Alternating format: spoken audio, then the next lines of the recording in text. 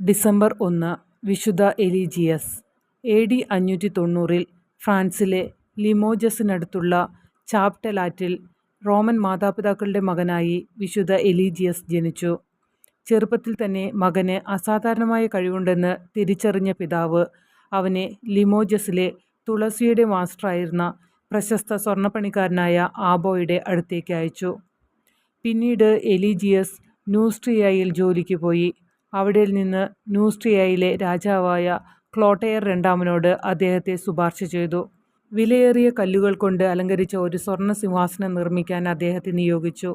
വിശുദ്ധൻ്റെ സത്യസന്ധത രാജാവിൽ മതിപ്പുളവാക്കി. മാർസെയിലിലെ തുളസിയുടെ മാസ്റ്ററായി നിയമിക്കപ്പെടുകയും രാജകുടുംബത്തിലേക്ക് കൊണ്ടുപോവുകയും ചെയ്തുകൊണ്ട് അദ്ദേഹത്തിന് പ്രതിഫലം ലഭിച്ചു. ക്ലോട്ടയർ രണ്ടാമൻ്റെ മരണശേഷം പുതിയ രാജാവായ ഡാഗോബർട്ട് എലീജിയസിനെ രാജാവിൻ്റെ മുഖ്യ കൗൺസിലറായി നിയമിച്ചു. എലീജിയസ് ഒടുവിൽ വളരെ പ്രശസ്തനായി തീർന്നു. ജീവകാരുണ്യവും സത്യസന്ധനുമായ എലീജിയസ് തൻ്റെ പദവി മുതലെടുത്ത് ദരിദ്രർക്ക് ഭിക്ഷ നൽകാനും ദിവസേന മാർസെയിലിൽ എത്തുന്ന Roman, Gallic, Bretton, Saxon, Moorish തടവുകാരെ മോചിപ്പിക്കാനും ശ്രമിച്ചു. വധശിക്ഷയ്ക്ക് വിധിക്കപ്പെട്ട കുറ്റവാളികളുടെ മൃതദേഹങ്ങൾ താഴെയിറക്കി സംസ്കരിക്കുന്നതിന് പട്ടണങ്ങളിലൂടെയും ഗ്രാമങ്ങളിലൂടെയും തൻ്റെ സേവകരെ അയക്കുന്നതിന് രാജാവിൻ്റെ അംഗീകാരം നേടാൻ അദ്ദേഹത്തിന് കഴിഞ്ഞു. അദ്ദേഹം നിരവധി ആശ്രമങ്ങൾ സ്ഥാപിച്ചു. അതിൽ ഭാഗികമായെങ്കിലും ഐറിഷ് സന്യാസഭരണം അദ്ദേഹം അവതരിപ്പിച്ചു. അദ്ദേഹം വിശുദ്ധ പോൾ ബസിലിക്ക പണിയുകയും പാരീസിലെ സെന്റ് മാർഷലിൻ്റെ ബസിലിക്ക പുനഃസ്ഥാപിക്കുകയും ചെയ്തു. ഫ്രാൻസിൻ്റെ ദേശീയ വിശുദ്ധനായ വിശുദ്ധ മാർട്ടിൻ ഓഫ് റൂട്ട്സിൻ്റെ തിരുശേഷിപ്പുകളുടെ ബഹുമാനാർത്ഥം അദ്ദേഹം നിരവധി പള്ളികൾ നിർമ്മിച്ചു. രാജാവ് രക്ഷാധികാരിയായി സ്വീകരിച്ച വിശുദ്ധ ഡെന്നീസിനും അദ്ദേഹം അത് തന്നെ ചെയ്തു. കോടതിയിൽ എലീജിയസും സുഹൃത്ത് ഡാഡോയും ഐറിഷ് സന്യാസ ഭരണം പിന്തുടരുന്ന ഒരു ജീവിതം നയിച്ചു. വിശുദ്ധ കൊളംബനസ് ഗൗളിലേക്ക് കൊണ്ടുവന്നു. ഡാഗോബർട്ട് രാജാവ് മരിച്ചപ്പോൾ നാദിലിൻ്റെ രാജ്ഞിയായി സിംഹാസനം ഏറ്റെടുത്തു.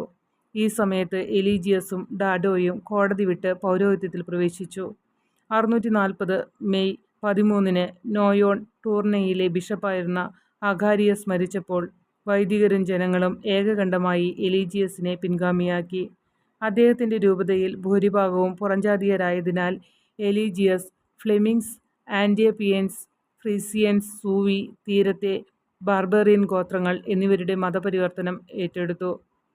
വിശുദ്ധ ക്ലെൻറ്റിൻ്റെ മൃതദേഹം കണ്ടെത്തിയപ്പോൾ ബിഷപ്പ് എലീജിയസ് വിശുദ്ധൻ്റെ ബഹുമാനാർത്ഥം ഒരു പള്ളി പണിതു. പള്ളിയോട് ചേർന്നുള്ള ഐറിഷ് ഭരണത്തിന് കീഴിലുള്ള ഒരു ആശ്രമം എലീജിയസിൻ്റെ ഭരണത്തിന് സമാനമായിരുന്നു. വിശുദ്ധ പിയാറ്റസിൻ്റെയും കൂട്ടാളികളുടെയും മൃതദേഹങ്ങളും അദ്ദേഹത്തിൻ്റെ മെത്രാൻ കാലത്ത് കണ്ടെത്തി.